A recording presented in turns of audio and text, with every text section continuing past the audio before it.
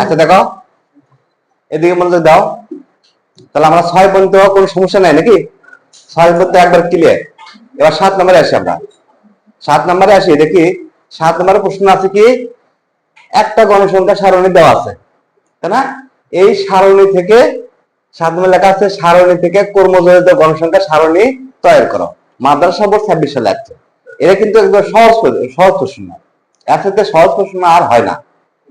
এটা কি একবারে সহজ। তাহলে কত দেওয়া আছে 4 9 13 8 6 এখন দেওয়া আছে না? একটা ঘর খালি ব্যক্তি কর্মজনিত মানে কর্ম অনুসারে। দেখো এটি যা আছে এখানে তাই হবে, যা আছে তাই। এখন এই যে এর সাথে কোনটাকে 9 এর সাথে কত হয়? এখানে আমরা 13 লিখব। আবার এই দুই কোণা যোগ করে কত হয়? এখানে লিখবো আমরা 26। এই 26 এর আগে কত হয়? 34। 34 আর 6 এ 40। একদম সহজ প্রশ্ন। কি কার প্রবলেম আছে? কর্মজনিত গণসংখ্যা সারণী আমাদের তৈরি করা হয়ে গেল। মানে কি যা সারণী যা যা থাকবে দেখে দেখে লিখবো, বাড়তি একটা ঘর করবো, সে ঘরের নাম কি? কর্মজনিত গণসংখ্যা। আর কর্মজনিত গণসংখ্যা কি হয় বুঝতে পারছো কি? ফার্স্টে যা আছে তাই, তারপর এই দুই কোণা যোগ করে এটি, এদের যোগ করে এটি, এই দুই যোগ করে এখানে, এই দুই যোগ করে এখানে লিখবো, তাই না? নাম্বার 8 ধরো। নাম্বার 8 নম্বর দেখো সারণী থেকে প্রচুরক নির্ণয় করো। সারণী থেকে প্রচুরক নির্ণয় করো। তাহলে সারণী দেওয়া আছে, দেখো প্রচুর। প্রচুরকটা কি জিনিস? প্রচুর আছে মানে বেশি আছে, তার মানে গণসংখ্যা যেটা বেশি সেটাই হচ্ছে যে প্রচুরকের শ্রেণী। তাহলে গণসংখ্যা সবচেয়ে বেশি কি কত? 13। 13 বেশি না? তাহলে আমরা ধরে নেব যে এটাই হচ্ছে প্রচুরকের ঘর। প্রচুরকের ঘর না? আচ্ছা তাহলে প্রচুরকের ঘর কেমন করে তৈরি করে দেখো। একবার ডাইরেক্ট লিখব অতএব নির্ণয় প্রচুরক সমান এল প্লাস f1 প্লাস f2 গুণ h। এটা হচ্ছে যে শ্রেণী কি প্রচুরকের সূত্র। আচ্ছা এতে লো মানে নিম্ন সীমা। এতে কি লিখবো আমরা? নিম্ন সীমা কোন শ্রেণী? প্রচুরের শ্রেণী। তাহলে প্রচুরের শ্রেণী কিন্তু আমরা নির্দিষ্ট করে নিয়েছি, করেছি না? তাহলে এল এর মান পাচ্ছি কত? নিম্ন সীমা কত? 31, উচ্চ সীমা কত? 40। তাহলে এল এর মান কত লিখবো আমরা? 31। f1 তে হচ্ছে যে পূর্ববর্তী পার্থক্য। পূর্ববর্তী কোন ঘরের সাথে? প্রচুরকের ঘরের সাথে। তাহলে এই ঘরের সাথে এই ঘর, এই দুটো পার্থক্য, এই দুটো পার্থক্য মানে কি f1। তাহলে 13 থেকে কয় বিয়োগ? 13 থেকে 9 বিয়োগ করলে কত হয়? f1 তে আমরা লিখবো 4, এতেও 4। f2 এবার তাই না? f2 তে পরবর্তী পার্থক্য মানে প্রচুরকের ঘর যেটা আছে না, এটা হচ্ছে প্রচুরের ঘর। তাহলে পরবর্তী সময় কত? 8। এই দুটোর পার্থক্য লিখবো। এই দুটোর পার্থক্য কত? তাহলে এখানে লিখবো আমরা 5। আর এইচ তে শ্রেণী ব্যবধান বা শ্রেণী ব্যক্তি। তাহলে আমরা হিসাব করে দেখি 11 থেকে 20 পর্যন্ত কত আছে? 10 আছে। তাহলে এইচ এর মান ধরে দেবো আমরা কত? 10। এইচ এর মান 10। তাহলে কি দেওয়া? দেখো 31 প্লাস 4 10 40, এ কত? 9। তাহলে এখানে দেখলো 31 প্লাস ভাগ করে 40 কত ভাগ করবো? 9 দেয়। 9 দিয়ে ভাগ করে কত হয়? 4.44।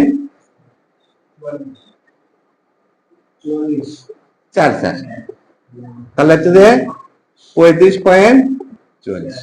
এটা আমাদের কি হলো? প্রচুরক নির্ণয় করা হলো।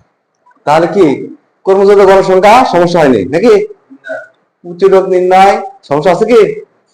এই প্রচুরক নির্ণয় কিন্তু ওই যে সৃজনশীল প্রশ্নে খ নাম্বারও থাকতে পারে কখনো। এটা কিন্তু জরুরি। কার সমস্যা আছে? আচ্ছা এবার নাম্বার আমরা 8 হয়ে গেছে না? এবার 9 নম্বরে আসি। ওজন, জনসংখ্যা, আয়তন, হাতির সংখ্যা, ক্রমিক নাম্বার, এগুলো যে কোনো একটা দেওয়া থাকবে, দিয়ে দেখা রাখবি যে দেওয়ার পর কি থাকবে যে কোন ধরনের চলক ব্যাখ্যা করো, কোন ধরনের চলক একটা বুঝে গেলে সব পারবা। তাহলে ধরো ওজনই আর কি। আমরা কিন্তু 2 নম্বরের প্রশ্ন বিচ্ছিন্ন আর অবিচ্ছিন্ন চলকের সংজ্ঞা লিখছি, কিন্তু সংজ্ঞা লিখছি না? আচ্ছা, তাহলে বিচ্ছিন্ন আর অবিচ্ছিন্ন চলক কেমন করে লিখবো? মানে কি বিচ্ছিন্ন মানে কি, যে চলকের মান শুধুমাত্র পূর্ণ সংখ্যা হয় তাকে বিচ্ছিন্ন চলক, মানে গোটাল সংখ্যা হয় সেটা বিচ্ছিন্ন চলক। আর যে চলকের মান যে কোনো বাস্তব সংখ্যা হতে পারে, যে কোনো বাস্তব সংখ্যা হতে পারে, তাকে কি অবিচ্ছিন্ন চলক বলে। অর্থাৎ কি আমি বলতেছি, যেটা গোটাল হয়, গোটাল মানে কি, যেমন জনসংখ্যা, জনসংখ্যা না, জনসংখ্যা কি গোটাল। কি জন্য?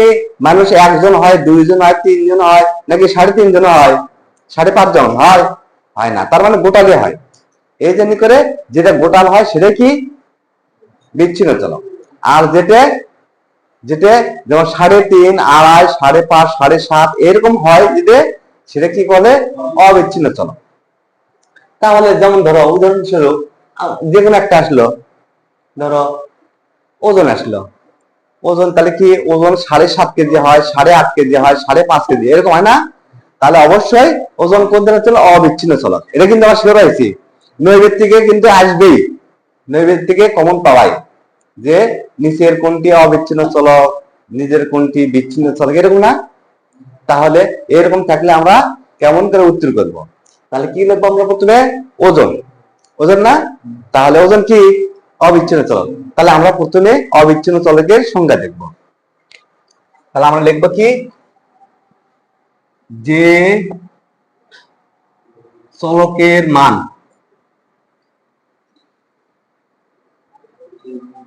যে কোনো বাস্তব সংখ্যা হতে পারে তাকে অবিচ্ছিন্ন চলক।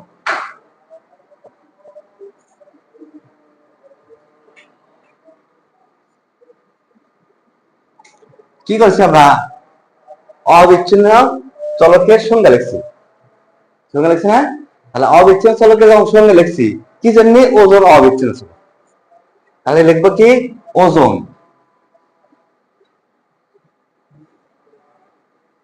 যে কোনো বাস্তব সংখ্যা হতে পারে, তাই না? সুতরাং সুতরাং ওজন কি চলক? অবিচ্ছিন্ন চলক। আমাদের ব্যাখ্যা দেওয়া হয়ে গেল। আচ্ছা, ওজন না আসে কি আসলো? জনসংখ্যা। কি আসবে? আচ্ছা, জনসংখ্যা আমরা হিসেব করি, জনসংখ্যা কি মানুষ, তাই না? কি কোন চলক? বিচ্ছিন্ন চলক। কারণ একে আলাদা করা যায় না, 4.5, 7.5, 8.5 এরকম করা যায় না, তাই না? তাহলে কি বিচ্ছিন্ন চলক। তাহলে আমরা এবার কি জনসংখ্যা লিখবো, তাই না?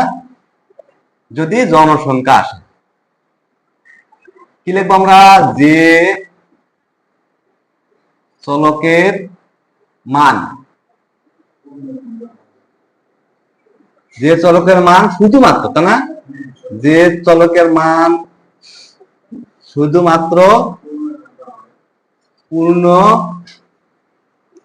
সংখ্যা হয় তাকে কি বলে? বিচ্ছিন্ন চলক। তাহলে কি লিখবো? জনসংখ্যা সবসময় যদি কি পূর্ণ সংখ্যা, তাই না? জনসংখ্যা সবসময় যদি কি, তাহলে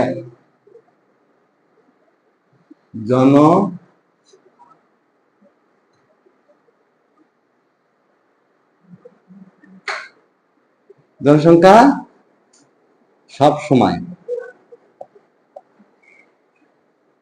পূর্ণ সংখ্যা হয়, তাই না?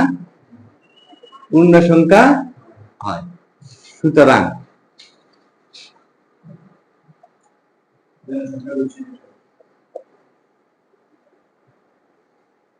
জনসংখ্যা কি চলক, বিচ্ছিন্ন চলক। আমাদের ব্যাখ্যা দেওয়া হয়ে গেল। এখন কথা হচ্ছে, এখন যেটা আসুক, ধরো হাতির সংখ্যা আসলো। হাতি কি অর্ধেক পাওয়া যায়? গোটাল পাওয়া যায় না? হাতি গোটাল হয়, তাহলে হাতি কোন চলক? বিচ্ছিন্ন চলক, তাই না? হাতি তাহলে বিচ্ছিন্ন চলক। তখন আমরা কি লিখবো? সংজ্ঞা লিখবো বিচ্ছিন্ন চলকের। কি?